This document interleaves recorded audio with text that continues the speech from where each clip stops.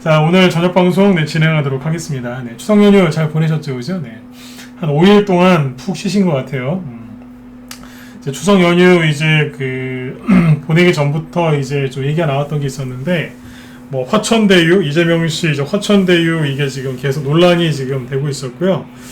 그 다음에 누구죠? 여기 중국의 이제 헝다 부동산 이제 저희 회사인데, 헝다 그룹이 뭐 파산 요 얘기가 나와서 지금 뭐 좀 말들이 좀 있었죠, 그죠? 그래서 오늘은 이 추석 연휴 동안 이제 좀 불거진 이 중국 헝다 그룹 얘기하고요. 그 다음에 이재명 씨 화천대유 관련된 이슈에 대해서 분석을 좀 해드리고, 그 다음에 전망도 좀 얘기를 해드리도록 하겠습니다. 근데 이게 저기 추석 연휴 시작하기 전에 이미 얘기를 해드렸어요. 네, 그래서 화천대유 얘기가 계속 나올 거다. 그래서 좀 더 보셔야 된다라고 얘기를 해드렸는데, 사실은 화천대유는 추석 연휴 기간 동안에 기자분들이 다 쉬시거나 뭐 그랬기 때문에, 물론 일하시는 분도 계시겠지만, 네, 새로운 얘기가 안 나왔습니다. 기존에 있던 얘기만 계속 이제 여러 번 나와서 이제 문제가 됐었는데, 아마 내일부터 이제 본격적으로 또 이제 기자분들 취재하고, 그 다음에 이런저런 얘기가 더 나오면은 좀 얘기가 좀 더 깊은 얘기가 나올 수도 있을 것 같아요. 표현하기가 참 조심스러운데, 이 얘기도 아무튼 이제 내일부터 본격적으로 더 뜨거워지지 않을까 그렇게 보고 있고요. 중국 헝다그룹 요 문제도 이미 예전부터 얘기가 나왔던 거기 때문에 뭐 큰 악재 글쎄요. 요거는 아무튼 제가 좀 얘기를 해드리면서, 네, 설명도 같이 드리면서 또 말씀을 이렇게 나눠보도록 하죠. 네. 아무튼 결론은 뭐냐면 두 개 다 이미 우리가 알고 있었던 이제 그런 이슈들이에요. 그래서 새로운 게 아니니까 너무 걱정들 하지 마시고, 내일 목요일이죠, 그죠? 네. 추석 연휴 끝나고 첫 번째 열리는 주식시장인데 아무튼 잘들 대응하셨으면 좋겠습니다. 주식하면서 항상 느끼는 건데요. 수익 내기가 가장 좋을 때는요, 봄이랑 가을이에요. 공감하시면 7만 원만 찍어보시겠어요? 그렇지 않던가요? 뭐 항상 힘드시겠지만, 그죠? 그래도 가장 편안하게 좀 수익을 좀 챙길 수 있는 게 봄이랑 가을이거든요. 잘 생각해 보시면 그때가 제일 좋으셨을 거예요. 그렇죠? 그래서 이 봄이랑 가을은 또 지나면 또 안 오지 않습니까? 그죠? 그래서 수익 낼 수 있을 때 좀 많이들 내셨으면 좋겠습니다. 네. 여태까지 수익 내본 적이 한 번도 없어서 7번 못 누르겠다 그러신 분들은 잘 들어보세요. 그러면 또 이제 기회가 보이실 테니까 또 열심히 또 투자하셔가지고 좋은 수익들 많이 내셨으면 좋겠습니다. 네. 예, 어서오세요. 네. 자, 그러면 이제 중국 헝다 얘기부터 해보죠. 헝다 그룹. 네. 자, 일단은 이제 중국의 대표적인 부동산 회사 헝다 그룹이 이제 즉 파산한다는 얘기가 나오고 있는데요. 좀 전에도 말씀드렸지만 이미 예전부터 얘기가 나왔던 겁니다. 되게 오래된 얘기입니다, 사실은. 네. 최근에 이제 뉴스 보시면서 이제 알게 되신 분도 많겠지만, 다시 한번 말씀드리지만 이미 오래전부터 알고 있었던 겁니다.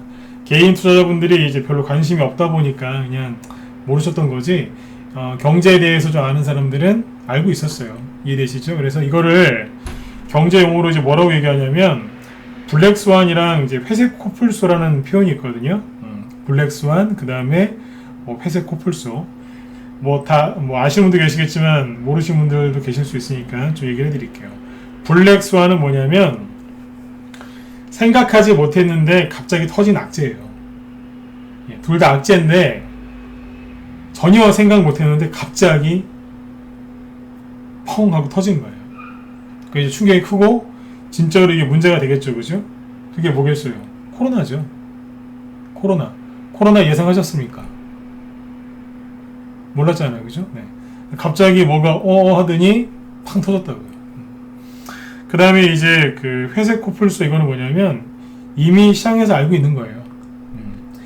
이미 이전부터 알고 있었는데 올 게 온 거죠. 이해되셨으면 1번 찍어주시면 되겠습니다. 이해되시죠? 예, 프레스님도 어서오세요. 네. 이해되시죠? 네. 그런 거예요. 블랙스완, 그 다음에 회색 코뿔소, 요 두 가지가 있는데, 중국 헝다그룹 문제는 이제 회색 코뿔소죠. 근데 이재명 씨 화천대유는 모르겠어요. 반반인 것 같기도 하고. 근데 아무튼 그거는 이제 경제 이슈가 아니니까, 그렇죠? 이제 대선 이슈니까 그 뒤에서 얘기를 하고. 중국 헝다그룹 얘기는 회사 코뿔소입니다. 이미 알고 있었던 거죠.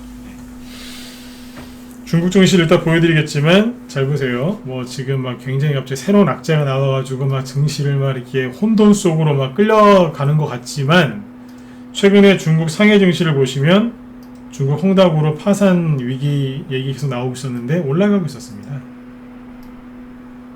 이게 중국 상해 증시거든요. 중국 상해 증시가 열심히 올라가고 있다가 최근에 음봉 2개 살짝 맞은 겁니다. 살짝. 중국은요 3% 이상 떨어져야 지수가 오늘 조금 심하게 떨어졌네요 라고 얘기합니다. 우리나라가 이제 3% 떨어지면 난리 나는 거지만 중국은 후진국이기 때문에 뭐 3% 이상 떨어져야 뭐 조금 떨어졌네요 이 정도예요. 이해되시죠? 네. 근데 아무튼 뭐 중국은 지난주에 마이너스 1.4%, 그 다음에 마이너스 1% 정도? 네. 그 마이너스 1%짜리 음봉 2개 나온 게 다예요. 이것도 뭐냐면 코로나 이후에 이제 최고가 있죠. 갱신하려고 하다가 중국 헝다그룹 얘기 나와서 잠깐 살짝 눌러준 겁니다. 이해되시죠? 네. 또 중국 얘기 또 중국의 헝다그룹 망하면 우리도 망하는 거 아니에요? 이러면서 좀 안 그러셨으면 좋겠어요. 그러지 마세요. 네. 그러시는 거 아니에요. 네. 자, 뭐냐면 뉴스 보면은 막 중국의 헝다그룹 문제 때문에 뭐 중국이 파산하면 뭐 제2의 리먼 브라더스가 터질 거다. 뭐 이런 얘기를 많이 하는데 근본적으로 다릅니다. 왜 다른지 얘기를 해드릴게요. 리먼 브라더스가 뭔지 잘 모르시는 분들도 계실 텐데 언제냐면 이때입니다. 잠깐만요. 지수를 옛날에 한 13년 전에 실제로 이제 리먼 브라더스의 위기가 터져가지고 증시가 이만큼 폭락했던 적이 있어요. 이때 이만큼 폭락했어요. 왜 그랬냐면 결론부터 얘기하면 중국 헝다그룹하고 리먼 브라더스하고 다릅니다. 여기도 이제 부동산 관련된 거긴 한데 뭐 그래 잘 아시겠지만 서브프라임 모기지론 있죠. 뭐 이 얘기가 다 들어보셨을 거예요. 요것 때문에 이제 문제가 됐던 건데 자 쉽게 얘기해 드릴게요. 중국 헝다그룹도 부동산이고 리먼 브라더스 이 서브프라임 모기지론도 부동산 문제이긴 한데 근본적인 문제는 뭐냐면 중국은 그냥 내부적인 문제예요. 내부. 그리고 정치적인 문제. 시진핑이랑 연관되어 있으니까. 그래서 중국 헝다그룹 문제는 중국 내부 문제고 정치적인 요소가 굉장히 많습니다. 그래서 이 문제, 중국 관련된 이 문제는 그냥 중국 내에서 처리될 가능성이 굉장히 높습니다. 물론 이제 그쪽에 투자한 기업들이나 뭐 그런 나라들은 좀 문제가 있을 수 있겠지만, 네. 근데 중국 내에서 거의 내부 문제라고 보시면 되고요. 그 13년 전에 터졌던 그 서브프라임 모기지론 리먼 브라더스랑 자꾸 똑같다고 얘기하시는 이제 또 그런 얘기를 많이 하는 네. 비관론자 아저씨들이 되게 많으신데 잘못 알고 있는 겁니다. 왜냐하면 리먼 브라더스의 문제는 파생 상품의 문제입니다.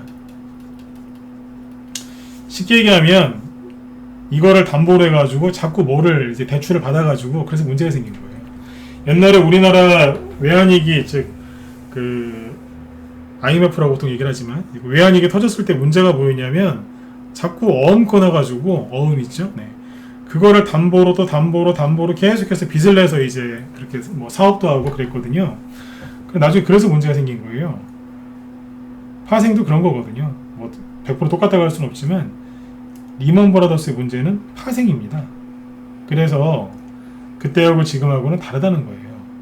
이거를 뭐 제가 지금 경제학 그걸 뭐 강의하는 시간 아니니까 짧게만 얘기할게요. 달라요. 근데 헷갈리실 수 있으니까 아주 쉽게 좀 더 얘기를 해드릴게요. 자, 파생인데 이 리먼 브라더스 이 파생 문제가 터져가지고 어떤 문제가 생기냐면 전 세계가 금융 위기를 겪습니다. 그때 진짜 뭐 100년 만에 한번 올까 말까 한 금융 위기를 겪었죠. 파생 문제가 생기게 그렇게 되는 거예요. 전 세계 증시가 폭락하고 아수라장이었어요. 그 당시 우리나라도 이만큼 급락했어요. 이게 코스피 지수인데요. 이때 얼마나 많이 급락했냐면 이때 한강 가신 분들 많아요. 2007년도에 2085 네, 신고가를 냈거든요. 그런데 1년 뒤에 어디가 있어요? 892. 예, 큰 폭으로 급락한 거죠, 그죠? 예, 맞아요. 그때 큰 폭으로 급락했어요. 이게 바로 지금 비관론자들이 또 얘기하고 있는 리먼 브라더스 얘기입니다.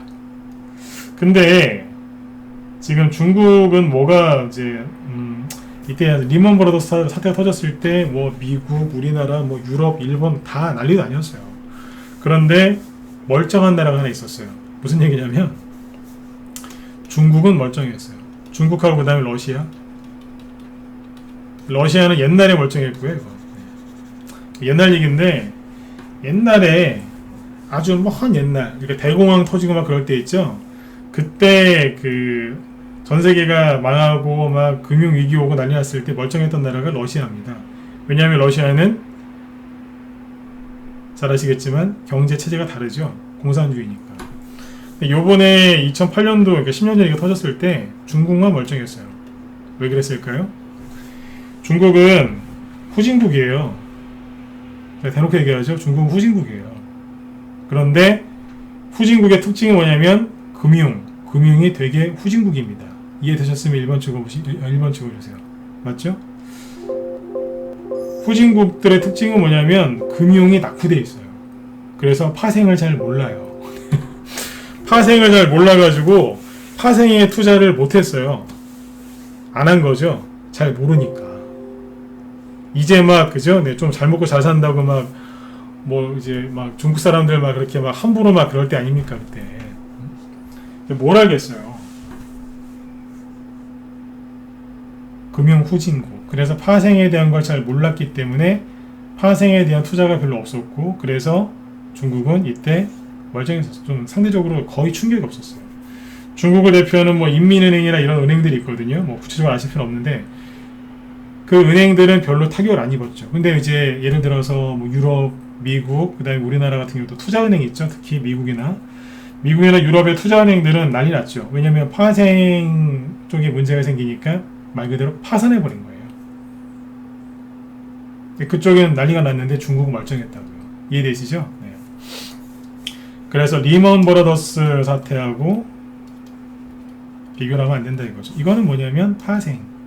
근데 중국의 지금 헝다구는 문제는 뭐냐면 10년 전에 혹시 이거 기억하시나요? 그때가 이명박 대통령 때였던 것 같은데 저축은행 사태 기억하시는 분들 3번 찍어보세요. 저축은행 10년 됐거든요. 그때 이제 그 똑같은 거예요. 프로젝트 파이낸싱. 네. 제가 영어 발음이 썩 좋진 않죠, 그죠? 네. 프로젝트 파이낸싱 아시죠? 네. PF 대출이라고 하죠. 네. 10년 전에 그 저축은행들이 싹 이렇게 굉장히 좀 문제가 돼가지고 망했을 때가 좀 있었어요.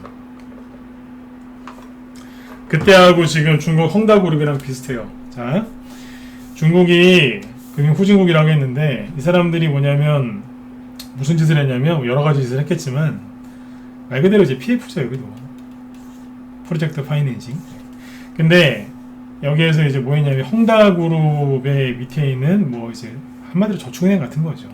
거기 은행이나 저축은행 이런 데서 뭐 했냐면 이제 고금리 이자로 개인들을 꼬십니다.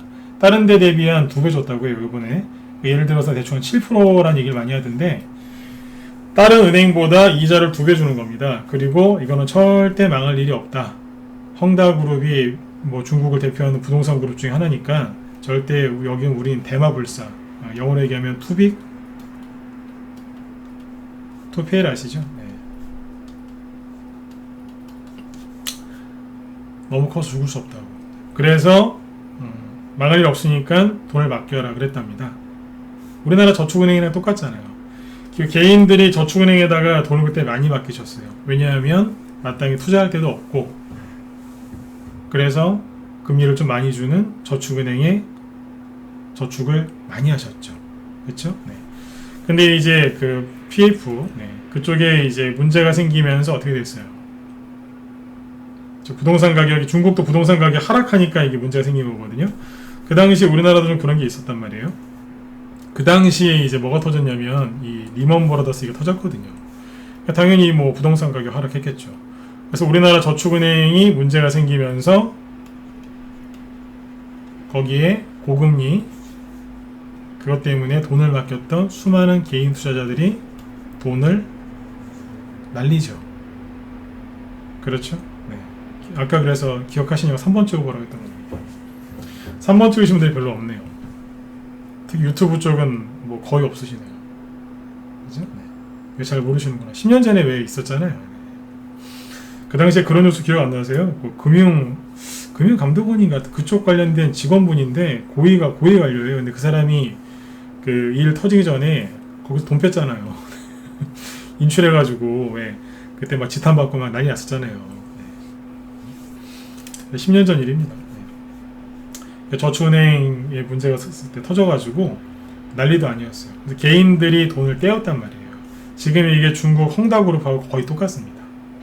여기까지 이해되셨나요? 네. 그래서 이제 그 돈을 예를 들어서 이제 그 저축은행이나 중국 헝다그룹이나 똑같은 게 만약에 문제가 생기잖아요. 그러면 문제가 생기면 이제 그 돈을 이제 갚아야 되거든요. 돈을 이제 누구 이렇게 변제를 해줘야죠. 변제를 해주는데 누구부터 해주냐면 중국 같은 경우도 그렇다고 하더라고요. 제일 먼저 이제 돈을 받아가는 데는 국채은행, 그 다음에 시중은행 그런 식으로 이제 막 돈을 가져가요. 그 돈을 받아가는 순서가 있어요. 그때 저축은행 할 때 그 뭐였는데 그 이자 많이 주는 게 후순위 뭐였어요. 지금 정확한 이름이 갑자기 또 생각이 안 나요. 그때 후순위 뭐 이렇게 뭐냐면 이자를 많이 주긴 많이 주는데 문제가 생기잖아요. 그러면 돈을 맨 마지막에 받겠다는 뜻이에요. 그러니까 번호표로 따지면 1번부터 10번이 있어요.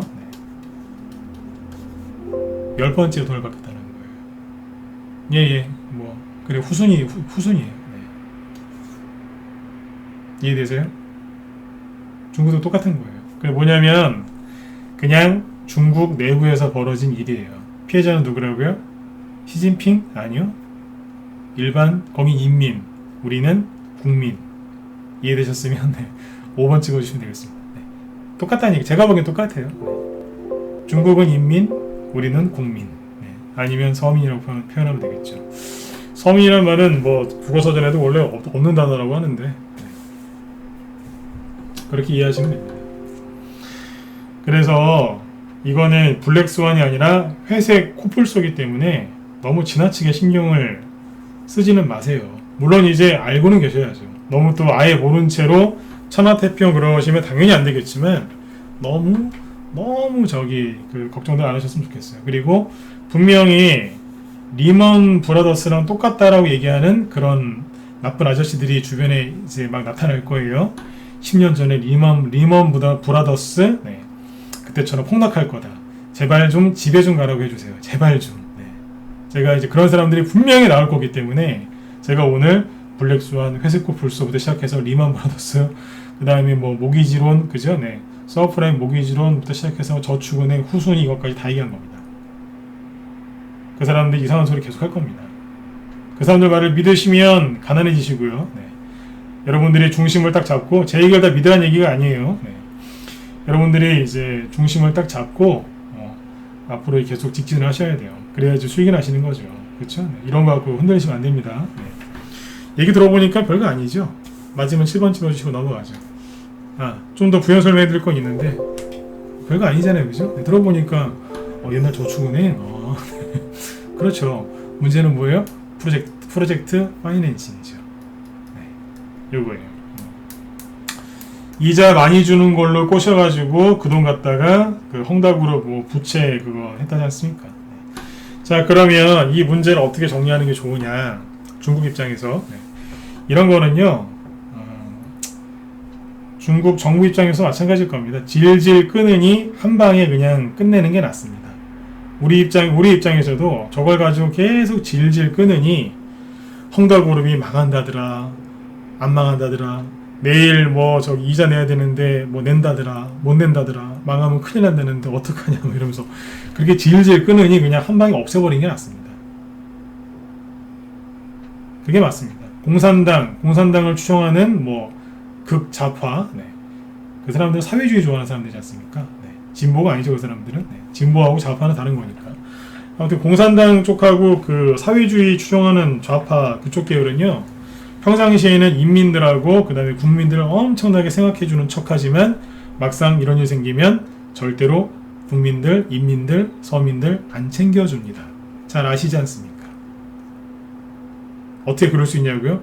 한두 번 속습니까? 물론 보수에서도 그런 적들이 있습니다. 네. 가짜 보수겠죠, 그죠? 네. 가짜 진보, 가짜 보수, 요 놈들이 문제거든요. 죄송해요. 네. 놈이라고 했는데, 놈이라고 해도 되잖아요, 이럴 때는, 그죠? 요 사람들이 나쁜 겁니다. 그렇지 않습니까? 네. 아무튼 이제 요쪽은 그 인민들하고 국민들 신경 안 씁니다. 엄청 위해주는 척하지만 절대로 신경 안 씁니다. 그래서 요 문제의 피해는 고스란히 개인들한테 전가될 거니까 너무 큰 걱정 안 하셔도 될 것 같습니다. 제가 걱정인 거는 뭐냐면 이게 분명히 이 이슈를 질질 끌 가능성도 있거든요. 저도 정확하게 모르겠어요. 이 중국 헝다그룹 문제가 그냥 파산으로 끝나버릴지 아니면 앞으로 더 이렇게 또 시간을 가지고 질질 끌지 잘 모르겠어요. 그것까진 모르겠어요. 그런데 또 한 번 말씀드리지만 질질 끄느니 한 방에 그냥 파산시켜버리고 없애버리는 게 낫습니다. 왜냐하면 또 말씀드리지만 여러분들이 계속 신경 쓸 거거든요. 네, 그럴 바에는 그냥 없어지는 게 낫죠. 이해되시죠? 자, 그러면 우리나라 언론에서는 지금 이제 추석 이제 연휴 끝날 때쯤에 지금 중국 헝다그룹 때문에 막 폭락했다라고 얘기를 하는데 전세 증시가 폭락했다고 그러죠? 네, 한번 보죠. 그 말이 사실인지. 다우 지수를 보시면 하락을 하긴 했는데 9월 20날 이때 빠졌거든요. 근데 중국 헝다그룹 파산 얘기는 여기서부터 나왔어요. 아니 실은 그 전부터 나왔어요. 훨씬 전부터, 작년부터 나왔어요. 다시 얘기 드릴게요. 작년부터 나왔어요. 더 빨리 감지한 사람들은 재작년부터 얘기했던 사람들도 있어요. 그래서 아까 회색 코뿔소라는 표현을 썼던 거죠. 근데 아무튼 이제 그 다우지수가 월요일이죠. 네. 월요일날 마이너스 2.8%까지 급락했다가 마이너스 1.7로 끝났죠. 이 정도면 그냥 그런가 보다 하고 넘어가셔도 돼요. 크게 급락한 건 없어요. 어제 같은 경우에는 1%까지 반등 나오다가 그냥 보합 정도에서 끝났고요. 그 다음에 나스닥 지수를 보시면 여기도 이제 금요일날 좀 빠지긴 했죠. 월요일날 마이너스 3.4%까지 급락했다가 끝날 때 마이너스 2.1%로 끝났고요. 그리고 여기 보시면 어제죠. 어제는 이제 소폭 상승으로 끝났어요. 여러분들이 걱정하시는 거는 이게 계속 이렇게 급락하는 거 아니냐, 뭐 그런 거 아니겠습니까? 중국 헝다그룹 때문에 그럴 가능성은 낮습니다. 가능성은 낮다는 얘기예요. 그냥 그럴 수는 있어요. 나스닥이나 아니면 다우지수가 뭐 이렇게 된 김에 그냥 좀 쉬었다 갑시다 그러면서 살짝 돌릴 수는 있어요. 근데 중국 헝다그룹 문제 때문에 폭락 나온다는 거는 말이 안 됩니다. 왜냐하면 생각해 보세요. 여러분들이 미국이나 유럽이나 이런 금융 선진국에 있는 이제 투자를 하는 이제 큰 돈을 굴리는 이제 그런 펀드 매니저나 아니면 이제 투자자라고 해볼게요. 큰 돈 굴리시는 거예요. 기본 한 1,000억 이상씩. 네. 여러분 같으면 중국 저기다가 인민들한테 지금 뭐 이자 7%씩 2배 내가지고 준다는데 그거 다 알면서 그쪽 중국 헝다그룹 관련된 거에다 돈을 넣어놓으셨겠습니까? 여러분 같으면 그렇게 하셨겠냐고요. 절대로 못 믿죠. 투자를 했겠습니까? 안 하셨겠습니까? 여러분 같으면 중국에 투자하겠냐고요. 안 하죠. 마지막에 1번 적어보세요. 하시겠어요? 무슨 얘기인지 잘 모르시겠다고요? 자, 홍콩을 보여드릴까요? 최근에 홍콩 탄압하는 거 보셨지 않습니까? 작년하고 특히 재작년에, 특히 작년 올해도 보셨잖아요. 그런 와중에 중국에 투자하실 수 있겠습니까? 거기 공산당입니다. 공산당의 특징은 뭐냐면 아니다 싶으면 눈치 봐서 어쩔 땐 대놓고 몰수해버립니다.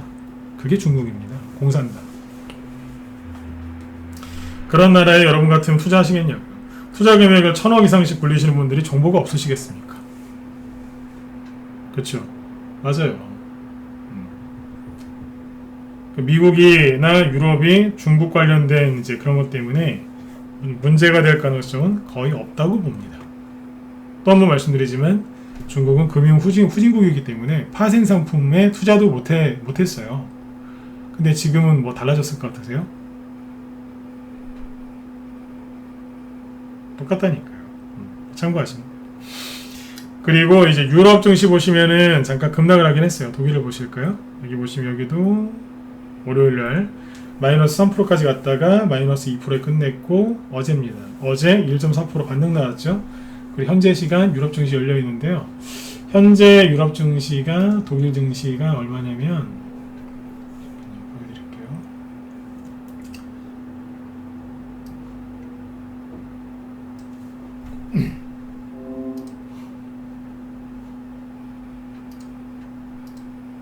잘 보이시죠? 네. 독일이 현재 독일입니다. 0.5% 상승 중, 영국은 1.3%, 프랑스는 1.1% 급등 중. 유럽을 대표하는 유로스톡스 50 여기도 0.89% 상승 중. 심지어 러시아도 1.1% 급등 중. 문제 없잖아요. 반등 세게 나오고 있죠, 그죠? 네, 된 거예요. 네. 이렇게 보시면 됩니다. 문제 없죠? 네. 큰 문제가 없다니까요. 그런데 정작 어디에요? 여기 중국이죠. 중국을 보시면 중국은 더 그래요. 문제 없어요. 17일까지 이제 우리나라랑 똑같이 17일까지 열렸는데 월, 화는 쉬었고요. 오늘입니다. 오늘 열렸거든요. 오늘 어때요? 마이너스 1.4%에서 마이너스 1.4% 급락 출발을 했지만 끝날 때는 플러스로 끝났죠. 내일 걱정하실 필요가 있을까요? 현재까지는 별로 이렇게 크게 걱정하실 건 없는 것 같습니다. 다만 중국 관련된 헝다그룹 문제가 어떤 식으로 전개될지 우리가 100% 모르기 때문에 여기서 저나 여러분들이나 문제가 있다 없다 100% 이렇게 자신 있게 얘기할 필요는 없습니다. 맞죠, 그죠? 네. 그래서 그냥 현재까지는 별 문제가 없구나, 뉴스에서 이제 얘기하는 것처럼 내가 걱정할 필요는 아직까지는 없겠구나, 이 정도로만 이렇게 체크하고 넘어가시는 얘기예요. 중국을 보면 멀쩡하지 않습니까? 인도 같은 경우는 신경도 안 써요. 그러거나 말거나 붕 떠있어요. 인도예요. 자, 근데 이제 중국이 아니라 이제 홍콩이죠. 네. 홍콩 항생지수나 아니면 홍콩 H지수를 보면 좀 뭐가 다르죠. 여기는 전저점을 막 깨면서 되게 힘들어하고 있어요. 왜 이럴까요? 왜 이럴까요? 옛날에 홍콩이랑 우리나라가 좀 같이 움직였거든요. 근데 요즘에는 좀 다르게 가요. 왜 그러겠어요? 뉴스 아까도 말씀드렸지만 또 뉴스에서도 많이 보셨을 거고, 홍콩을 중국이 이제 탄압을 하지 않습니까? 그리고 요번에 이제 부동산 문제가 터졌죠. 그리고 홍콩 잘 아시겠지만 홍콩이 집값이 되게 비싸요. 부동산 가격이 되게 비싸거든요. 네. 전 세계에서 제일 비싸다고 할 정도니까요, 그죠? 네. 요번에 이런 일 생기면 어떻게 되겠어요? 그럼 피해를 입을 가능성이 높겠죠. 그리고 자칫하다가 몰수당할 수도 있습니다. 그러니까 공산주의자들한테 나라가 점령당하거나 정권을 뺏기면 이런 일이 벌어지는 거예요. 홍콩 증시 보면은 되게 안타깝습니다. 옛날엔 잘 갔는데 이러고 있어요. 뭡니까 이게? 네, 지금 이제 중국 증시도 양호하기 때문에 홍콩은 좀 다르니까 네. 나중에 이제 물어보실 것 같아가지고 같이 얘기 드린 거예요. 몰수 얘기 나오고 막 그래요 지금. 더 힘든 거지. 네. 그러니까 너무도 걱정하지 마시고요. 하나 더 보여드릴까요? 중국에 정말로 이제 문제가 생겼으면은 중국 뭐가 움직여요? 환율이 움직이겠죠. 우리나라도 이제 문제가 생기면 환율이 막 움직이듯이 우리는 한 번씩 다 겪어봤지 않습니까? 외환위기 때, 그죠? 네. 중국도 만약에 문제가 생겼으면 환율이 크게 움직였을 가능성이 있겠죠. 환율에 대해서 잘 모르시는 주린이 분들 아니면 경제 지식이 없는 분들도 환율이 움직였지 않았겠습니까? 그러니까 무슨 얘기냐면 환율이 이렇게 움직였건 이렇게 움직였건 급등락을 했으면 문제가 있는 거고 급등락을 안 했으면 문제가 없었다는 얘기겠죠. 그렇죠? 네. 중국의 위안을 한번 보시자고요. 맨날 테마주만 얘기하니까 이런 거 모른다고 생각하시는 분들 가끔씩 계시더라고요. 네. 이런 거를 모르면은 대선주를 못합니다. 이거 다 이제 알고 들어가야 돼요. 위안화를 보실까요? 중국 위안화입니다. 추석 명절 세기 전에 큰 등락이 있었나요? 없었어요. 이미 이거는 중국 헝다그룹 얘기는 옛날부터 얘기가 나왔었다니까요. 근데 아무리 봐도 큰 등락이 3개월 동안 보면 큰 등락이 없습니다. 그러니까 중국 헝다그룹 문제가 언론에서는 굉장히 여러분들한테 이제 큰 악재처럼 얘기를 해주지만 사실 들여다보면 증시도 그렇고 환율도 그렇고 다른 나라도 마찬가지고 그냥 그래요. 내부로 더 들어가 보면 리먼 브라더스랑 똑같다는 얘기 자꾸 하지만 그냥 우리나라 저축은행 사태랑 거의 비슷한 거죠. 프로젝트 파이낸싱, PF 대출 그런 거죠.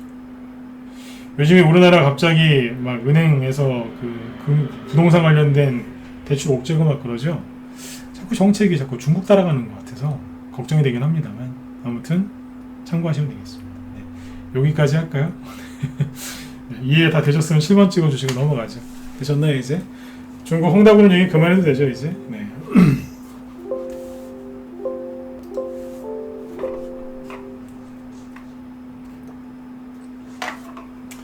내일 아침에 이제 주식시장 열렸을 때 막 손절하시거나 막 투매하지 마세요. 네. 세상에 손절할 이유가 없어가지고 중국 공산당 그 땅 때문에 우리가 손절해야 되겠습니까? 그러니까 중국도 되게 웃긴 거예요. 공산당이 뭐예요? 중국은 다 그거 아닙니까? 땅은 다 나라 거. 근데 왜 거기서 부동산 회사가 망해요? 그러니까 이게 중국 하는 거 보면 기도 안 찹니다. 그냥 북한처럼 그냥 가든가요 이렇게. 그렇죠? 네. 다 나라 건데 뭐 빌려준다는 식으로 하잖아요. 네. 근데 공산당들 하는 거 보면은 네. 그래요. 자, 그래서 이제 근본적으로 이 문제가 큰 악재는 아니라는 건데 대신에 요건 있습니다. 그러나 개인들은 이 문제를 엄청나게 신경을 쓸 겁니다. 여러분들이라도 이제 신경 쓰지 마시고 편안하게 이제 주식 투자를 하시라는 얘기인데요.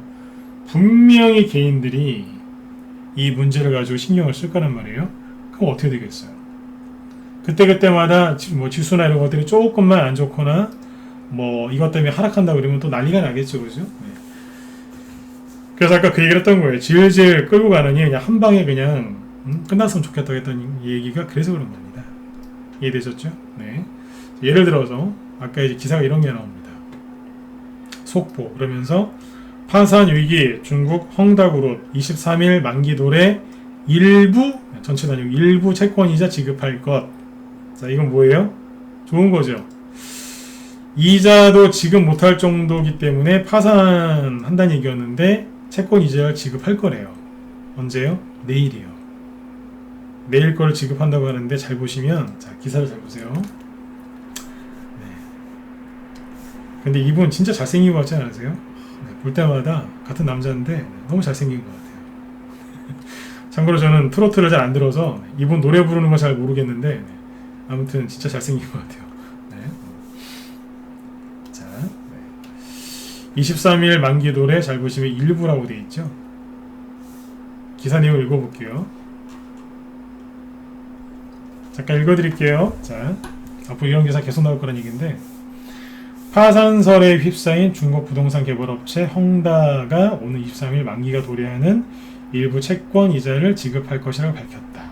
그런데 일부랍니다. 다가 아니고. 그런데 문제는 뭐냐면 여기 뒤에 보시면 29일날 거는 얘기를 안 했답니다. 23일 말고 23일날 여기 보면은 또 있답니다. 요거 말고 한 900억 정도 요거는 얘기를 안 해줬답니다. 그러니까 요만큼만 갚는다 이거죠. 요거는 갚을게 그랬는데 요건 어떻게 할 거냐니까 아직 얘기를 안 해준대요. 근데 그 다음날은 또 여기 또 있고. 그러니까 뭐냐면 계속 돌아오는 거예요. 계속. 요거 갚으면 그 다음 거. 요거 갚으면 그 다음 거. 요거 갚으면 그 다음 거. 그러니까 뭐겠어요? 요거 아주 계속 사골 우리듯이 녹차 이제 우려내듯이 계속 우릴 거란 얘기입니다. 23일이 지났어요. 지나면 또 그 다음 또 29일 거, 그 다음 또 며칠 거, 계속 이런 식으로 이제 얘기가 나올 거란 얘기죠. 어떻게 되겠어요? 두고두고 개인들 이거 가지고 신경 쓰시겠죠? 그러면 이제 주식 못하는 거예요. 제가 하고 싶은 얘기는 헝다그룹 돈을 얼마나 갚는다 그 얘기 하고 싶은 게 아니라 저 뉴스를 보면서 주식 못하는 거란 얘기예요. 그때그때마다 저런 뉴스들이 가시처럼 투자 심리를 찌를 겁니다. 그래서 여러분들이 부자 되시는 거를 방해를 하겠죠. 근데 그 가시는 누가 찌르는 거예요? 본인들 스스로 그 가시를 갖고 와서 본인 스스로 찌르는 거예요. 남이 찌르는 게 아니에요. 그런 우를 범하시지 않기를 좀 바래요. 이해되셨죠? 네. 한마디로 뭐예요? 결론은 뉴스 보지 말란 얘기입니다. 이해되셨으면 9번 찍어주세요. 이해되셨죠? 그죠? 네. 뉴스 보지 말란 얘기예요. 헝다인지 판단지, 헝다그룹인지 판다그룹인지, 그죠? 네, 그냥 저렇게 하니까 망하는구나 이렇게 생각하시면 돼요. 이해되시죠? 네.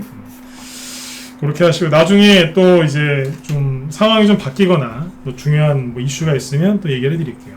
원래 오늘은 이제 수요일이어서 주린이 특강을 좀 해야 되는데 추석 연휴 이제 며칠 쉬었고요. 그래서 이재명 씨 화천대유 얘기도 좀 해드려야 되기 때문에 오늘은 이제 주린이 특강은 하루 쉬는 걸로 하겠습니다. 네. 이재명 씨 화천대유 얘기를 또 해야죠. 벌써 또 10시 다 됐어요. 그죠? 9시 다 됐네요. 네. 자, 이재명 씨 화천대유 얘기 좀 해드릴게요. 화천대유 얘기는 그 추석 전에 그 금요일날 미리 얘기해드렸었죠. 기억하시는 분들 1번 찍어주시고. 분명히 이것 때문에 이제 추석 내내 얘기 나올 거다. 네. 실제 얘기가 계속 나오죠. 기억하시죠? 자, 이제 쭉 이제 부연 설명을 드릴게요. 결론부터 먼저 얘기를 할게요. 네. 이재명 씨 화천대유 이 이슈가 계속 불거지면 우리 회원들은 돈을 많이 법니다. 저는 너무너무 기분이 좋았어요. 왜냐면 저희 방에 이재명 테마주도 들고 있어요. 근데 좋아요. 왜냐면 이럴까봐 항상 이렇기 때문에 홍준표 씨 것도 사놨고 윤석열 씨 거 인맥주 정책주 다 사놨거든요. 이재명 씨 것도 있어요. 그리고 세력이 마음만 좀 세력이 그러니까 생각만 좀 바꾸면 저희 보유하고 있는 것 중에 이낙연 씨 테마주로 또 엮어갖고 또 올라갈 만한 것들이 또 있어요. 지금 이재명 씨한테 큰 이제 악재가 나왔기 때문에 다른 후보들한테는 한마디로 이게 호재죠. 정치인들이 그런 게 있지 않습니까? 상대방의 실수와 그런 악재는 나한테 호재가 되거든요. 네. 항상 이래요. 그래서 저희는 항상 골고루 사놓습니다. 딱 골고루 사놓고 이제 추석 연휴를 이제 맞이한 거죠. 네. 근데 이제 화천대유 얘기가 지금 계속 나오는데 이 문제의 본질은 모르겠어요. 무슨 얘기냐면 이게 진짜인지 사실인지 제가 여기서 단정지어서 얘기하면 안 되겠죠. 그죠? 이재명 씨 굉장히 싫어하시는 분들 많지만 또 굉장히 좋아하시는 분들 많습니다. 여기서 뭐 번호 찍어보러 가는 거는 그런 거는 어불성설이고요. 제가 지금 하는 얘기 잘 들으세요. 네. 정치 방송이 아니라 주식 방송이니까 정치 방송으로 들으실 거면은 당장 컴퓨터 끄시고 딴 데 가시고 네. 그냥 주식 방송이라고 이제 생각하고 들으실 거면 도움을 좀 받고자 하시는 분들은 남아서 계속 끝까지 들으시면 되겠습니다. 중간에 뭐 정치적인 얘기 하지 마세요. 저도 최대한 객관적으로 얘기를 할 거니까 잘 들으시고 도움이 좀 되셨으면 좋겠어요. 밝히고 시작하는 거예요. 네. 일단은 이제 이재명 씨 관련된 이 화천대유 문제가 진짜인지 아닌지는 잘 모르겠습니다. 모르겠으나 근데 지금 같은 여당 내에서도 지금 문제가 불거지고 있고 지금 저기 뭐 자꾸 문제가 좀 커지거든요. 근데 여기서 이제 체크해야 될 건 뭐냐면요. 이재명 씨한테 이거 굉장히 큰 악재 맞아요. 근데 이재명 씨가 이걸로 끝나진 않을 것 같아요. 네. 끝나진 않을 것 같아요. 워낙 이분이 싸움을 잘해요. 근데 싸움을 어떤 식으로 할지 모르겠습니다. 그러니까 요거는 저도 지금 모르겠다고 표현하는 게 맞을 거예요. 그러나 이거 하나로 이재명 씨 모든 게 끝나진 않을 것 같아요. 네. 자, 근데 이제 분명히 큰 악재이긴 하거든요. 그래서 이재명 씨 지지율 잘 보시면 아시겠지만 추석 직전에 그죠? 네, 지지율 조사한 거 보면 직전 중간 이때 한 거 보면은 이재명 씨 지지율이 뚝 떨어지고 그 다음에 윤석열 씨 지지율이 올라갔죠. 그럼 내일 윤석열 씨 테마주 급등 나올 거 꽤 있을 겁니다. 맞죠, 그죠? 네, 이렇게 올라올 것 같아요. 그러니까 이거는 이미 추석 전부터 예상을 했던 거예요. 그렇죠? 네. 근데 여기에서 주목하셔야 될 게 뭐냐면 이 사건이 진짜건 아니건 간에 이재명 씨가 굉장히 당황해하는 것 같습니다.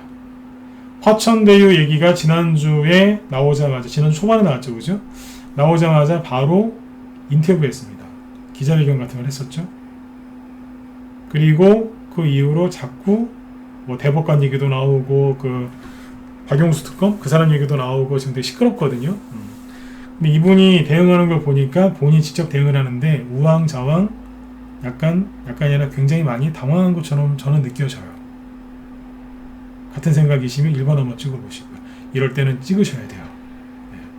나 혼자 방송하는 저 혼자 방송하는 거 같잖아요. 방송은 저 혼자 하는 거 맞지만 네. 이럴 때는 찍어줘야 돼요. 네. 좀 굉장히 당황해 하시는 것 같아요. 주변에서 그런 얘기도 많이 하고 정치평론가들도 그런 얘기를 많이 하더라고요. 당황한 것 같다고. 자, 이게 사실이라고 몰아가는 거 아니니까 오해하지 마시고 들으세요. 네. 그래서 이분이 자꾸 말실수를 합니다. 억울해서 그럴 수도 있어요. 진짜인데 덮으려고 거짓말하는 걸 수도 있지만 이분이 진짜 안 그랬는데 억울해서 그래서 사람이 억울하면 당황하거든요. 네. 억울해서 당황할 때가 있으니까. 네. 그래서 그런 걸 수도 있어요. 근데 자꾸 사람이 당황하니까 어떻게 돼요? 말실수를 계속해요. 말실수를 계속하니까 어젠가는 수박 얘기했더라고요. 수박. 그 호남분들 비하하는 발언이라고 하는데 그런 말 정치인들은 함부로 쓰면 안 되거든요. 네. 근데 이제 그런 말까지 해서 지금 또 대선판이 요동을 칩니다. 왜냐면 지금 호남 쪽에서 이제 선거하고 있잖아요. 이낙연 씨가 거기서 지금 그 국회의원까지 버리면서 그죠? 네, 그 자리까지 버리면서 지금 사생결단에 지금 자세로 지금 그렇게 애를 쓰고 계신데 호남 투표하고 있는데 거기서 또 수박이라는 말을 본인이 씁니다. 본인이. 이게 지금 이게 문제가 한두 개가 아니거든요. 근데 여기서 더 큰 문제는 뭐냐면 아까 이제 처음에 얘기를 해드렸지만 주말 추석 연휴기 때문에 뉴스가 덜 나온 겁니다. 이제 기자분들 출근하고 본격적으로 이제 취재한 거 올리고 기사 내고 뭐 하면 어떻게 되겠어요? 잘 보세요. 추석 연휴 시작하기 전에 불거졌던 문제들이 그게 계속 그냥 그거 가지고 뉴스가 나온 거거든요. 이게 잘못됐다 뭐 그랬죠. 새로운 건 나오지도 않았어요. 여기서 더 추가적인 건 아직 안 나왔단 말이에요. 근데 내일부터 이제 아니 오늘 밤부터 막 우르르 쏟아져 나올 수도 있어요. 또 새로운 사실 우리가 모르는. 잘 보셔야 돼요. 어떻게 되겠어요? 이재명 씨 관련주들은 조금 피곤하겠죠. 대신에 홍준표 씨 약간 좀 애매한데 이낙연 씨과 윤석열 씨 거는 확실하게 특히 윤석열 씨가 호재예요. 이낙연 씨가 호남에서 굉장히 큰 표를 얻거나 그러면 이낙연 씨 것도 호재고요. 그것까지 뭐 다 이해되시죠, 그죠? 네. 그래서 이재명 씨가 대통령 된다 안 된다 이런 걸 떠나서 지금 이게 이재명 씨한테는 큰 악재고 이게 어떻게 해결될지는 잘 모르겠으나 현재로서는 다른 사람들한테 호재가 되니까 잘 알고 대응을 하시는 얘기예요. 대신에 이것 가지고 이재명 씨께 끝나거나 그러진 않을 거예요. 왜냐면 세력이 매집되어 있거든요. 그 세력이 어떤 모양으로든지 탈출한단 말이에요. 그리고 몰라요. 선거가 아직 내년 3월이라서 몇 달 남았기 때문에 여기서 무슨 일이 터질지 또 어떤 새로운 일이 터질지 모르죠. 이재명 씨한테 더 안 좋은 게 또 나올지 아니면 반대편에 또 안 좋은 게 나와가지고 또 이슈가 그쪽으로 넘어갈지 모르거든요. 그래서 가장 중요한 게 뭔지 아세요? 뭐든지 맞추려고 하지 마세요. 특히 이재명 끝났다, 윤석열 날라간다, 100% 날라간다 이렇게 하시지도 마시고 이재명 끝났다 이런 얘기도 하지 마시고 그냥 늘 하던 대로 편안하게 대응하시는 얘기예요. 주식하는 사람들이 가장 흔히 하는 실수가 뭔지 아세요? 너무 잘하려고 해요. 아침에 그냥 10원, 20원, 그 100원 싸게 살려고 그렇게 발버둥을 치세요. 가락동 농수산물 시장에 들어가셔가지고 그쵸? 네, 멸치 한 박스 그 1kg짜리인가? 네. 거기에 멸치 한 마리라도 더 들어있는 거 찾으려고 애쓰는 거랑 똑같아요. 그냥 멸치 한 마리 덜 먹으면 되는데 멸치 박스를 다 뜯어가지고 개수를 세는 거예요. 그게 뭔지 아세요? 아침에 종목 대충 사면 되는데 일단 빨리빨리 사야 되는데 한 호가라도 더 싸게 살려고 애쓰시는 그 모습들이랑 똑같다는 거예요. 팔 때도 똑같아요. 빨리 팔고 그 다음 거 뭐 살지 빨리 고민해야 되는데 그냥 한 호가라도 더 10원이라도 더 벌으시려고. 그게 멸치 그 박스 뜯는 거하고 뭐가 달라요? 똑같다니까. 두 번째 실수가 뭔지 아세요? 다 맞추려고 해요. 다 맞추려고 그래요. 헝다그룹이 파산한다 안 한다. 그걸 왜 맞춥니까? 그걸 왜 맞추냐고. 오늘 지수 고점 맞추려고 하시는 분들 되게 많으세요. 그걸 왜 맞춰요? 조정이 시작되는 타이밍 엄청나게 맞추세요. 그분들은 회원가입, 저희 같은 전문가한테 회원가입 하실 때도 타이밍 엄청 잡아요. 지금 들어가면 물린다 안 물린다? 답답해 죽겠어요. 그냥 들어오세요. 제발 좀 그냥 들어오세요. 그 타이밍 좀 재지 마시고. 그분들이 꼭 늦게 들어와서 맨날 후회하세요. 그때 바로 들어올 걸 그러시면서. 그러지 마세요. 그러니까 너무 다 맞추려고 하세요. 이 얘기를 왜 해드렸냐면, 이재명 씨 그 화천대유 사건이 진실인지 아닌지 너무 맞추려고 하지 마세요. 처음부터 맞추려고 하지 마시라고. 그냥 어차피 이거는 어떻게 진행되는지를 보면서 해야 되니까요. 그죠? 그리고 아까 좀 전에 말씀드렸지만 극단적으로 이재명 씨 테마주 끝났다 그런 생각 제발 좀 하지 마요. 그런 사고방식으로 주식 투자를 하시는 분들이 거의 돈을 못 벌어요. 근데 반대로 윤석열 내일 무조건 상한가 간다. 이런 분들은 갖다 또 찍어요. 몰빵형이에요. 이런 분들은 돈을 더 못 벌어요. 실수를 너무 많이 하거든요. 아까 좀 전에 얘기했던 그분들 있죠? 이재명 끝났어. 그분들은 매매를 별로 안 해요. 맨날 비관적이어서 돈을 크게 못 벌어서 그렇지 그냥 맨날 그냥 제자리예요. 그냥 보면. 근데 이제 윤석열이다, 뭐 이낙연이다, 뭐 이런 식으로 몰빵하시는 분들은 실수가 많기 때문에 금방 반에 반토막 납니다. 이분들이 왜 이런 실수를 하냐면 다 맞추려고 해서 그래요. 이해되셨으면 7번 찍어주세요. 이런 실수하지 마세요. 왜 다 맞추려고 하세요? 그냥 흘러가는 대로 보면서 가면 되는 거예요. 쉽게 얘기하면 비유를 들면 이런 거예요. 어디 지하실 아니면 터널이라고 생각해 볼까요? 지하실이나 터널, 지하 통로 이런 데 있죠? 불빛이 없어요. 그럼 어떻게 하시는데요? 벽 잡고 더듬어서 조심조심 나가는 거잖아요. 주식 투자는 그렇게 하는 거예요. 뭐 다 맞추려고 하지 마세요. 왜 그러세요? 다 맞추면 누가 금메달이라도 줍니까? 설령 그 금메달을 받았다고 해도 그게 무슨 적의가 있습니까? 그렇죠? 네. 맞추려고 하지 마세요. 네. 그러시면 마음이 편안해요. 저희 방에는 아까도 말씀드렸지만 이재명 테마주 있다니까요?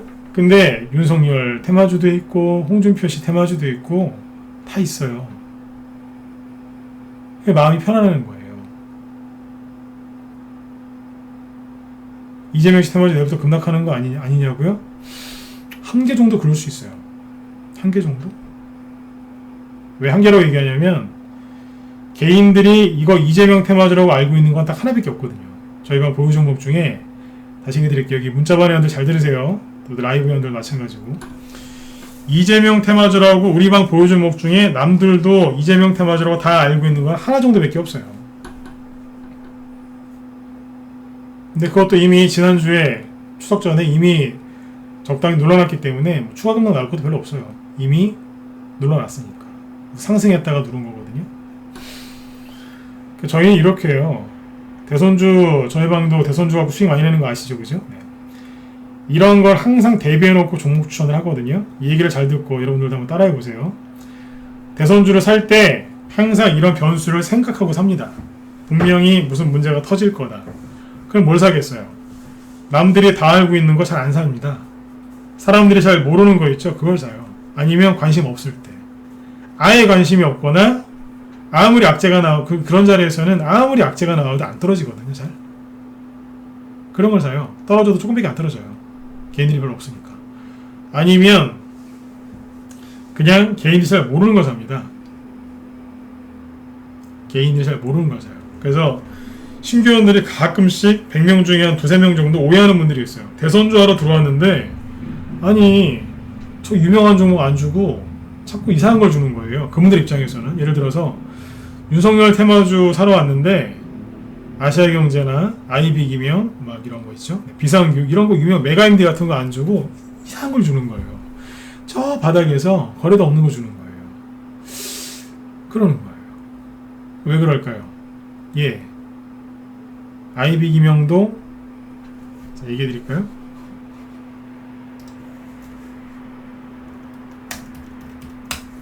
IB기명, 아시아경제 다 보죠.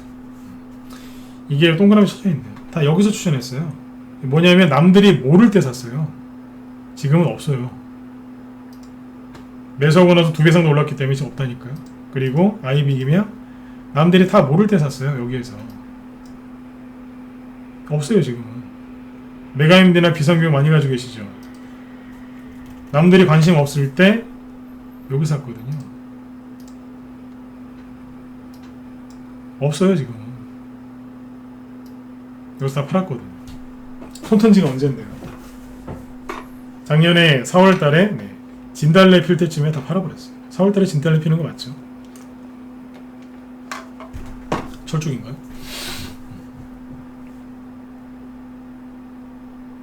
근데 그때쯤에 다 팔았어요. 그 전으로. 없다니까. 그래서 항상 여기 있는 거 위주로 이제 추천이 나가는 거예요. 이제 100명 중에 2-3명 정도가 오해하세요. 대선주하러 들어왔는데 왜 이런 걸 주죠? 전문가 못 믿는 거죠. 그런 분들은 이제 오해를 하시는 분들이 있는데 제가 다 오해를 다 풀어드려요. 조금만 믿고 보유하셔라, 매수하셔라. 그럼 이제 바로 수익 난다고요. 그래도 이것도 바로 수익 났거든요. 일자리 정책주 이런 거였죠. 이런 데서 보통 종목을 사람들이 잘 모르는 거를 추천하기 때문에 이런 대형 악재나 이런 게 터지죠. 그러면 별로 데미지가 없어요. 왜냐하면 남들이 잘 모르거든요.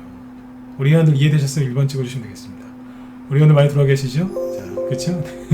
걱정하지 마세요. 네, 잘 모른다니까 사람들이. 네. 잘 몰라서 투명화 잘 안 나와요. 이게 뭐예요? 남들이 잘 모르는 걸 샀을 때의 장점이죠. 자, 그러면 이런 생각을 하실 수 있어요. 아니, 그러면 이재명 씨가 예를 들어서 화천대유 때문에 정말 극단적인 상황을 한번 가정을 해볼게요. 이건 가정입니다. 이재명 씨가 잘못됐어요. 화천대유를 막 팠더니 와, 이거는 뭐 난리도 아닌 거예요.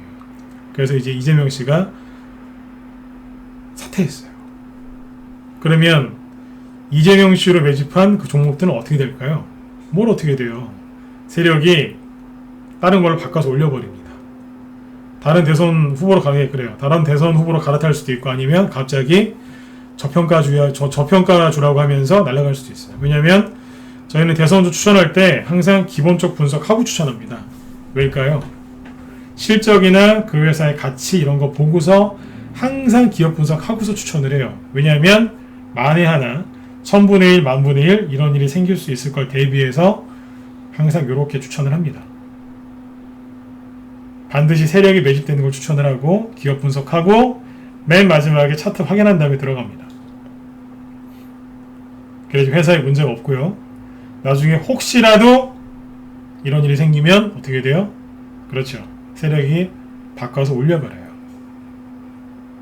이게 전문가 10년 이상 된 사람들이 이제 제가 전문가 10년 이상 했는데 처음에 저도 안 그랬어요. 그냥 무조건 세 보이는 거 있죠. 막 확 추천하고 그랬는데 처음엔 그랬어요. 근데 나중에 해보니 너무 힘들더라고요. 혼자 할 때는 전문가가 아니라 저 혼자 할 때는 괜찮은데 전문가 하면서부터는 개인 매매 안 하고 이제 리딩만 해야 되거든요. 그 리딩을 해보니까 너무 힘들더라 이거죠. 회원이 한두 명도 아니고. 그래서 지금 이 방식으로 합니다. 그래서 회원들이 편안하게 수익을 많이 내시는 거예요.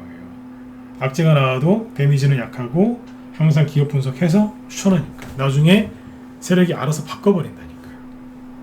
그러니까 우리 회원들은 믿고 매도 사인 나올 때까지 홀딩 하시면 되고 매도 사인 나오면 매도 사인대로 잘 파시면 돼요. 이해되셨죠? 네, 겁내지 마세요. 네. 그래서 이제 두루두루 다 해봤어요. 해봤더니 윤석열 씨 것도 사놨고 홍준표 씨 것도 사놨기 때문에 편한 거예요. 그럼 이제 내일은 뭐 하겠어요? 홍준표 씨 거 말고 일단은 윤석열 씨께 많이 가겠죠. 일단은 이게 이제 내일 장이 열려 보면 확실하게 알겠지만 현재로 봐서는 윤석열 씨 이쪽 관련주들이 많이 갈 겁니다. 지난주에 제가 우리 회원들한테 라이브 회원들한테 목요일하고 금요일쯤에 그런 얘기를 많이 했었어요. 무슨 얘기를 했냐면 윤석열 씨 관련주들이 지금 어느 정도 자리를 잡은 것 같다. 떨어지다가 더 이상 안 떨어지고 버티지 않느냐. 원익큐브나 이런 것들은 이제 홍준표 씨로 이제 갈아탔으니까 넘어가고요. 웹스나 이런 거 보면은 바닥을 어느 정도 잡고 그래도 반등 한번 나와보려고 하고 있지 않습니까? 여전히 힘들어 보이긴 하지만 최소한 밑에 그죠? 네. 바닥이라도 좀 다져놓은 모습을 좀 보여주죠. 여기에서 이제 이재명 씨 화천대유 때문에 상대적으로 윤석열 씨가 반사이익 얻어서 관련주들 급등한다고 치자고요. 여기서 양봉 하나 나와도 안 이상하잖아요. 솔직히 이 정도면 하나 나와줘도 되지 않겠습니까? 그리고 서현 이런 거 얼마나 안 돼 보이세요. 그래도 한 달 동안 바닥 잡고 있었거든요. 그러니까 여기서 상한가 하나 나온다고 해도 누가 뭐라 안 해요. 맞으면 1번 찍어보세요. 맞죠? 네, 웃으면서 들으세요. 또 심각하게 듣지 마시고. 낙폭과대가 이렇게 심한데 상한가 여기서 한 3개 나와도 제가 금감원 저기 그쪽에 있는 사람이면 저 같아도 그냥 눈 감아 줄 것 같아요. 물론 이렇게 하면 안 돼요. 네, 농담 반, 네, 진담 반으로 들으시면 돼요. 너무 심했잖아요. 그죠? 네, 모르신 분들 저기 잘 해결되셨으면 좋겠어요. 네. 그렇잖아요. 그죠? 네. 또 뭐 있어요? 많잖아요. 윤석열 씨 때마저 급락한 거. 네? 대원전선 이런 것도 그렇고.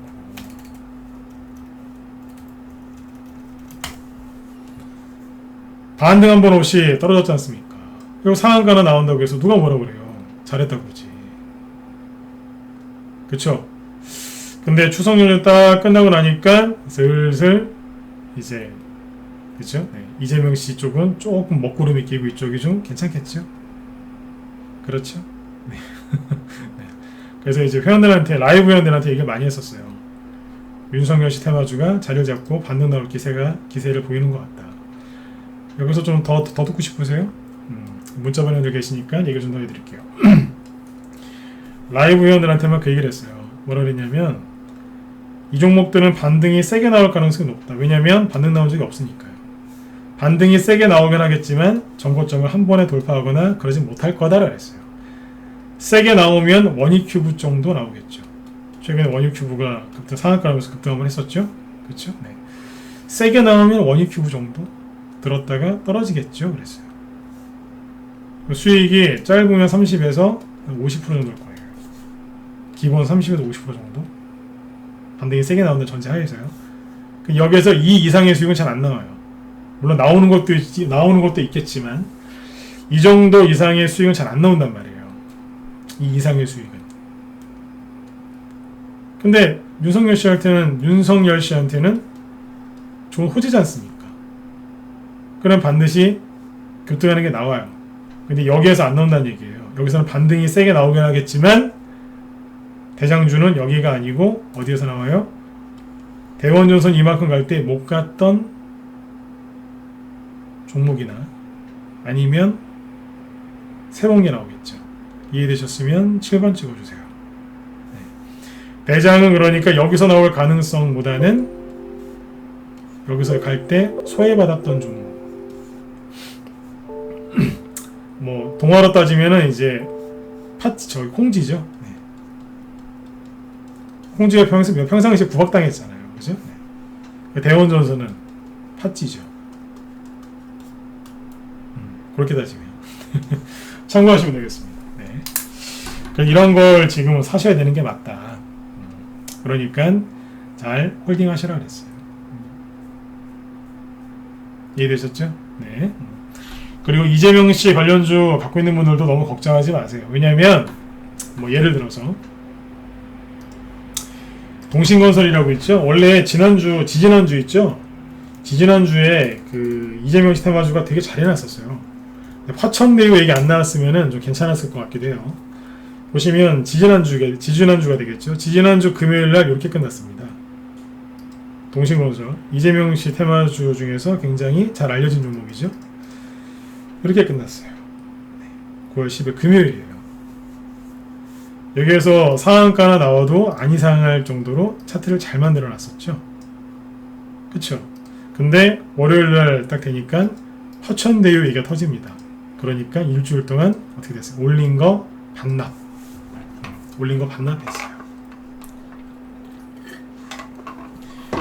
이 말씀을 왜 해드리냐면 이재명 테마주도 지난주에 많이 빠졌어요. 차트로만 놓고 얘기하면 눌림목이죠. 근데 이제 대형 사건 이슈가 하나 터져가지고 떨어진 겁니다. 참고하시면 돼요. 그러니까 좀 어느 정도 떨어졌으니까 설령 내일 이재명 씨 관련주들이 하락을 해도 그죠? 네. 약간 좀 하락이 좀 여러분들이 걱정하시는 것보다는 좀 덜 나올 가능성이 있어요. 이건 내일 봐야 알아요. 정확한 건. 너무 걱정하지 마시라고요. 이미 일주일 동안 많이 눌렀어요. 이해되셨죠? 네. 너무 걱정들 하지 마세요. 그리고 극단적인 선택하시면 안 돼요. 네. 이재명 끝났어. 막 이러시면 큰일 나요. 네. 그리고 그래서 이제 보면서 대응하시면 돼요. 극단적인 선택을 자꾸 하시는 분들은 도박성 기질이 센 거니까 그걸 잘 빨리 고치셔야 돼요. 아무튼 저희는 편해요. 네, 아까도 말씀드렸지만 윤석열 씨 것도 사놨고 이낙연 씨로 갈 수 있는 종목들도 있고 네, 괜찮아요. 네, 다 해놨기 때문에. 그리고 이재명 씨 테마주도 사놨지만 사람 잘 모르는 거 사놨고 잘 몰라요.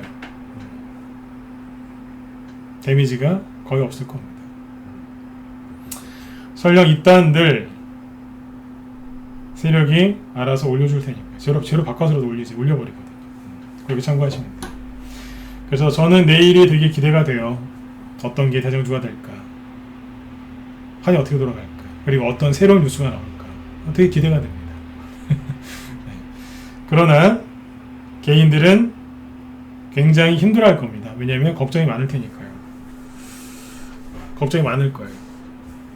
그래서 계속해서 아까 이제 중국 헝다그룹 문제처럼 계속 불안감에 시달릴 겁니다. 왜 그러냐면 경험이 짧아서 그러세요. 네. 주식을 뭐 잘한다 못한다를 떠나서 네. 경험이 네. 그게 짧아서 그래요. 그런 분들은 혼자 하지 마시고 저같이 이제 이런 것들을 크게 보면서 설명할 줄 아는 사람이랑 그 수익을 내고 있는 사람이랑 같이 하시면 됩니다. 네. 아무튼 내일부터 이제 또 열심히 또 주식 투자를 하셔야 되는데 너무 이제 걱정에 불안감에 사로잡혀서 그렇게 하시면 안 돼요. 이해되셨죠? 네, 그래서 오늘은 원래 주린 특강을 하려고 준비를 해놨는데 주린 특강 미루고 화천대유 얘기까지 해드렸습니다. 홍준표 씨 테마주 궁금하세요? 궁금하시면 1번 찍어보시고요. 궁금하세요? 내일 홍준표 씨 테마주가 올라갈 것 같다 2번 아니요 안 올라갈 것 같다 또는 떨어질 것 같다 4번 찍어보시죠.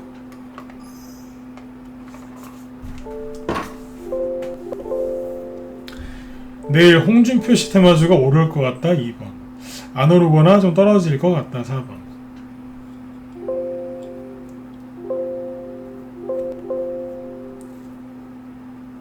의견이 좀 분분하시죠? 네. 홍준표 씨 테마주 중에 우두머리 역할을 하고 있었던 거 몇 개를 보면 되겠죠, 그죠? 자, 3일. 자, 금요일날, 그죠? 네. 14.47%. 옛날로 따지면 하한가죠? 네. 갔다가 마이너스 8%에서 끝났어요. 뭐, 한국선제, 마이너스 14% 떨어졌죠. 사태는 아직 살아있습니다. 아무튼 급락을 했습니다. 원래 윤석열 테마주였는데 홍준표 씨 테마주라고 우겨서 급등한 원유큐브. 이렇게 세력은 천재예요. 마이너스 11%. 원인은 조국 수홍. 그죠? 네. 그러니까 조국 전 장관을 이제 수호하는 발언했다가 이제 급락을 했죠. 이분이 뭐 이미 다 예상했던 거지만 계속해서 이제 이재명 씨를 공격하고 있어요. 네. 본인의 실수를 덮으려고 그러고 있는데 제 생각에는 그렇습니다. 네. 이재명 씨한테 사람들이 그럴 것 같아요. 이재명 씨 지지율이 좀 떨어지겠죠. 아무래도 그러면 홍준표 씨 말고 윤석열 씨한테로 갈 가능성이 크죠. 그렇잖아요, 그죠? 네. 왜냐하면 이재명 씨 지지했는데 이탈해서 보수 쪽으로 간다는 얘기는 그분들의 성향은 중도겠죠. 중도 성향. 맞으면 1번 찍어보세요. 이제부터 번호 좀 잘 찍으세요. 맞죠, 그죠? 원래 민주당 찍으시는 분들 계속 민주당만 찍으세요. 원래 그렇지 않습니까? 네. 근데 반대편으로 간다? 그럼 중도겠죠. 자, 그럼 중도 표가 어디로 가요? 윤석열 씨나 이낙연 씨한테 갈 수 있어요. 그죠? 네.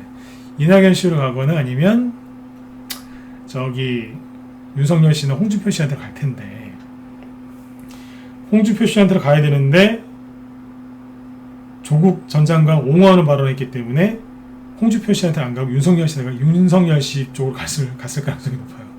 네. 뭐 상상의 나래를 펼쳐보자면 그래요. 네. 이해되시죠? 네. 그렇게 생각하시면 될 것 같습니다. 결론은 내일 홍준표 씨 테마주는 크게 오를 일은 별로 없을 것 같습니다. 현재로서는 그래요. 네. 본인께서 추석 전에 이분도 큰 사고를 쳤기 때문에 좀 그런 게 있는 것 같아요. 그렇죠. 그리고 홍준표 씨가 조국 수홍 그 얘기한 거 있지 않습니까? 그거 아직 거기 추석 때 나온 지지율 조사에는 이게 포함이 안 됐다는 얘기를 많이 하더라고요. 이제 추석 끝나고 나서 이제 그동안에 이제 그 여론조사한 게 많이 쏟아져 나올 텐데 보시면 재밌을 것 같습니다. 네. 그래서 이제 이낙연 씨 테마주들이 좀 올라갈 가능성이 좀 크고요. 윤석열 씨의 관련주들이 올라갈 가능성이 크겠죠. 네. 이쪽을 보시는 게 맞아요. 보실 때 윤석열 씨 거는 뭘 봐야 된다고요? 낙폭과대주들은 반등이 세게 나올 겁니다. 제가 세력이면 낙폭과대주들 반등 세게 일으킵니다. 근데 그거 말고 진짜 대장은 딴 데서 나온다는 얘기겠죠. 네, 그렇게 이해하시면 돼요. 네. 이해되셨죠? 그래서 저기 중국 헝다 요 문제하고 그 다음에 이재명 씨 화천대유 얘기를 좀 해드렸는데 화천대유 문제는요 정확히 우리가 모르지 않습니까? 이게 어떻게 끝날지 그 다음에 이 이후에 또 어떤 일이 또 터질지 우리는 몰라요. 모르기 때문에 다 맞출 필요가 없고 맞출 수가 없는 거니까요. 그래서 너무 맞추려고 하지 마시고 네, 벽을 더듬고 이렇게 터널 속에서 벽을 더듬고 나가듯이 그렇게 대응하면서 가시면 되겠습니다. 그래서 아까도 말씀드렸지만 저는 이제 대선주 제가 주식을 20년 이상 했거든요. 그래서 20년 이상 했기 때문에 이런 거 저런 거 다 겪어봤어요. 그래서 가장 좋은 선택이 뭔지 잘 알고 있거든요. 그래서 미리미리 다 대응을 해놔야 준비를 해놓은 거죠. 항상 그래요. 주말에 무슨 일 터지거든요. 금요일 늦게 아니면 꼭 주말에 터집니다. 추석 연휴라고 뭐 달랐겠습니까? 그 전에 꼭 그때 뭐가 그 직전이나 아니면 그 중간에 뭐 터지는데 네. 항상 터진단 말이에요. 미리 준비를 해놨겠죠. 손실은 안 나고 최대한 수익 나는 쪽을 맞춰놨단 말이에요. 네. 지금 이제 여러분들 그 추석 끝나고 나서 이제 또 본격적으로 이제 투자를 하셔서 수익을 많이 내셔야 되는데 정리를 좀 해드릴게요. 지금부터 이제 대선 끝날 때까지는 뭘 하시면 되냐면 유튜브 쪽은 좋아요 좀 많이 눌러주세요. 네. 네네. 좋아요 좀 많이 눌러주세요. 네. 녹화 보신 분들도 마찬가지고. 네. 눌러주시면 네, 정말 감사하겠습니다. 네. 많이 좀 눌러주세요. 추석 끝나고 나서 전략을 이렇게 하시죠.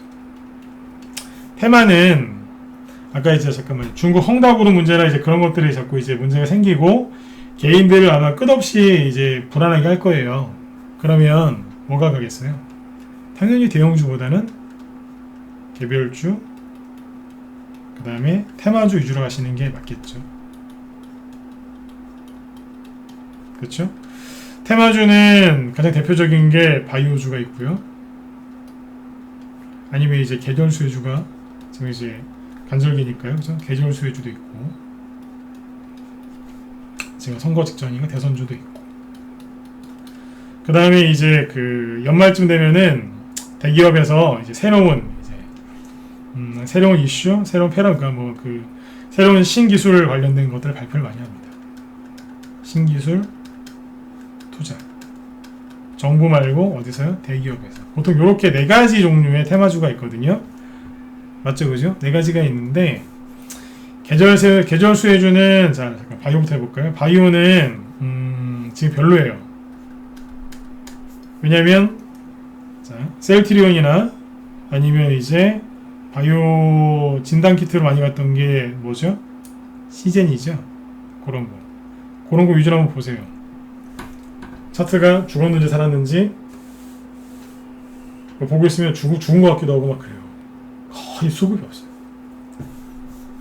최근에 돈이 들어온 모양새도 없고. 바이오 쪽은 지금 돈이 별로 안 들어가 있기 때문에 이쪽은 제외. 저희만 그렇게 한다는 얘기예요. 저랑 생각이 다르실 수 있어요. 네. 그리고 좋아요 좀 눌러달라고 했더니 딱 5명 누르셨네요. 진짜 너무하네 진짜. 네, 진짜 너무하십니다. 좋아요 좀 눌러주세요 그랬더니 딱 5명 눌렀어요. 네. 진짜 너무해요 진짜. 네. 궁금해서 한번 이제 눌러주세요라고 했더니 딱 5명 누르셨어요. 네. 자, 계절 수혜주죠. 네. 예, 이덕임 선생님 감사합니다. 네. 계절 수혜주는 뭐가 가겠어요? 네. 지금 이제 9월 말이니까 중국 미세먼지 뭐 이런 거죠. 패스. 중국 생각보다 짜증나니까 가든지 말든지 제가 하겠습니다. 네. 안 그래도 네. 헝단지 판단지 네. 지금 그런데 그죠? 네. 패스. 네. 대선주 하셔야죠. 뭐 달라진 게 있나요? 없지 않습니까? 달라진 거 하나도 없어요. 예전에 대선주 잘하는 방법 얘기할 때 시소 이런 얘기했었죠. 시소. 이쪽이 여당, 이쪽이 야당. 옛날에는 여당 쪽이 이낙연 씨, 야당 쪽이 황교안 씨였거든요. 근데 지금 사람이 바뀌었죠. 지금은 이재명. 지금은 윤석열. 요 뒤에 이낙연 씨 계시고 요 뒤에 홍준표 씨 계시죠. 그게 바뀐 거죠. 지금은 그렇잖아요. 그죠? 네. 이쪽이 올라가면 반대편은 누르는 거죠. 그때마다 호재 약재가 나오니까요. 여태까지는 윤석열 씨가 많이 얻어맞았죠. 왜냐면 고발사주, 엑스파일, 뭐 부인, 루머, 뭐 기타 등등등 공수처 수사 착수, 장모 구속, 그죠? 근데 이재명 씨는 생각보다 굉장히 편안하게 갔습니다. 여태까지. 맞지 않나요? 김우선 씨에게 옛날에 다 뭐 여자한테 당연히 그러면 안 되지만 김우선 씨 얘기 그 문제, 형수 욕설 문제 물론 저도 그러면 안 된다고 생각을 해요. 그런데 그 이후에 다른 건 별로 없었잖아요. 어떻게 보면 되게 편안하게 왔어요. 여태까지. 맞지 않습니까? 상대적으로 편안하게 왔어요. 근데 여기에 지금 큰 이제 화천대유라는 뭐가 떨어진 거죠. 큰 이슈가 떨어진 거예요. 악재죠. 네. 그러면 확 내려오겠죠? 이쪽이 반사적으로 탁 튀어 올라가는 거예요. 이해되셨죠? 대선주는 과학적으로 하셔야 되는 거예요. 대충 하는 게 아니라. 이 판을 처음부터 그려놓고서 시작한 거예요. 저희는. 대충 하는 게 아니라니까요. 그 다음에 이제 신기술 투자. 이거 갈까요? 안 갈까요? 가요. 간다니까요. 가는데 요번에 대선이 껴있으니까 대선 정책주로 같이 해서 시너지 효과가 날 가능성이 커요. 그렇지 않겠어요? 대선주와 대선 정책주하고 대기업에서 발표하는 그 앞으로의 이제 아젠다라고 하죠. 저희 삼성은, 저희 현대는, 저희 SK는 이러이러한 쪽에 얼마를 투자를 할 거며 그 다음에 이렇게 일자리를 창출해서 저희는 5년 뒤에는 이 정도로 사업을 크게 키울 겁니다. 세계 넘버원이 될 겁니다. 이렇게 또 비전을 이렇게 발표하겠죠. 그럼 정부에서도 같이 도와줘야 되지 않겠어요? 같이 협의가 됐으니까 이렇게 얘기하는 거거든요. 그럼 이제 차기 대권 후보들이 같이 얘기를 해주겠죠. 그럼 이제 시너지 효과를 발휘하는 거죠. 이게 대선 정책주가 돼서 날아가는 거예요. 그렇죠? 네, 그렇게 가는 거예요.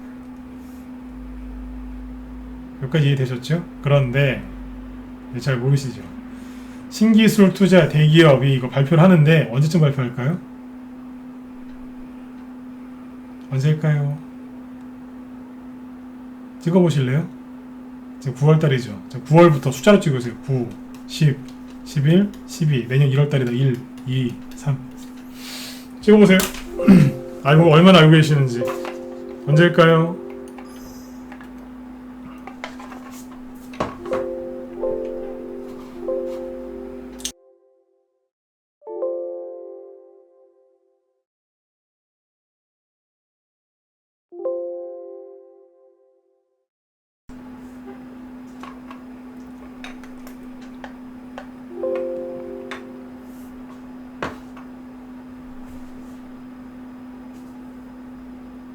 유튜브 쪽도 한번 찍어보시죠. 언제일까요?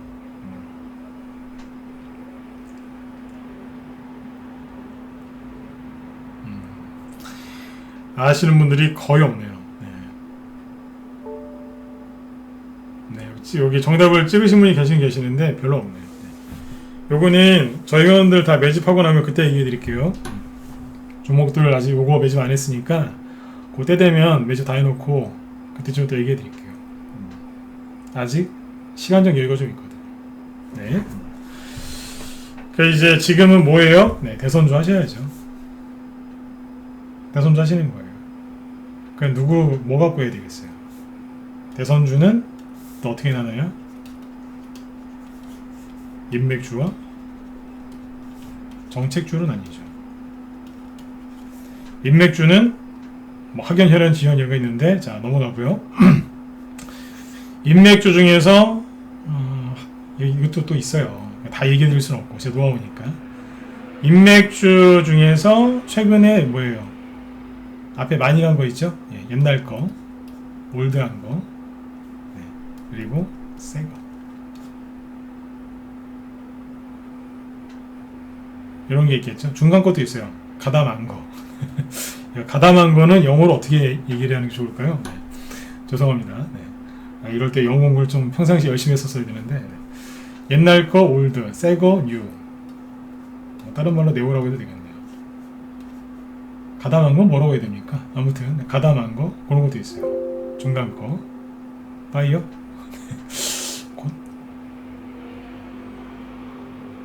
파이어는 아닌 것 같은데. 네. 아무튼 들담한 거 있어요. 중간 거. 네. 정책주는요. 똑같겠죠? 중간이 있겠죠. 뭐 하실래요? 네. 이것도 갈 겁니다. 인맥주 옛날 거, 정책주 옛날 거. 대신에 여기 뭐가 나온다고요? 반등이 나오겠죠. 큰 수익은 어디서 나온다고요? 상한가나 큰 수익은 보통 여기에서 집중될 겁니다. 여기나 새 거 아니면 가담한 거.